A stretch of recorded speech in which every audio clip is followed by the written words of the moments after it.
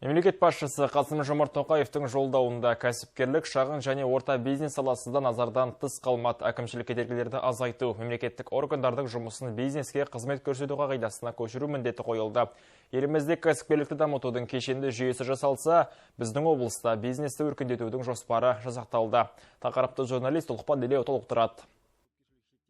Соңғы жылдары қабылданған шаралардың арқасында шағын және орта бизнес тұрақты дами бастады. Президент орта бизнестің дамуын тежеп тұрған кедергілерді жою қажеттігін айтты. Өңір нарығында белсенді жұмыс істеп жатқан шағын бизнес өкілдері ел экономикасына өз үлестерін қосуда. Облыста жұмыс істеп тұрған шағын және орта кәсіпкерлік субъектілерінің саны 59.153 бірлікке жеткен. Бұл өткен жылдың сәйкес кезеңімен салыстырғанда 2%-ға жуық артқан. Кәсіпкерлікте жұмыспен қамтылғандар саны 120 мың адамды құрап отыр.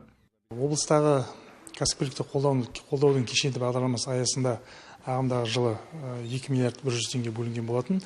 Бұл қаражат пайыздық мөлшерлемені субсидиялауға, несиелер бойынша кепілдеме беруге, сонымен қатар гранттық қаржыландыруға қарастырылған.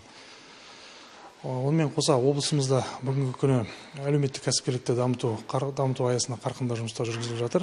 Қазіргі таңда облыс бойынша 125 кәсіпкерлік субъекттер келген. Бұл республика бойынша Батыс Қазақстан облысы 3-ші орында тұр. Бөлінген қаражат кредиттер бойынша пайыздық мөлшерлемені субсидиялауға 1,9 миллиард теңге, кредиттер бойынша кепілдік беруге 179,4 миллион теңге, әлеуметтік кәсіпкерлік үшін қайтарымсыз гранттарға 147,8 миллион теңге бағытталған. Айта кетейін дегеніміз, ағымдағы жылдың қазан айында осы әлеуметтік кәсіпкерлік субъектілеріне мемлекеттік гранттар беру жоспарланып отыр. Кәсіпкерлік өңіріміздің тұрақты дамуының негізі. Әр бизнестің артында жұмыс орындары, салықтар, инновациялар бар. Жергілікті атқарушы органдардың міндеті кәсіпкерлік әлеуеттің өсуі мен нығаюына жағдай жасау. Облыста бұл бағыттағы жұмыстар жалғасын табатын болады. Ұлықпан Елеу, Алтынбек Майкенов, Алихан Исқазиев, Ақжайық ақпарат.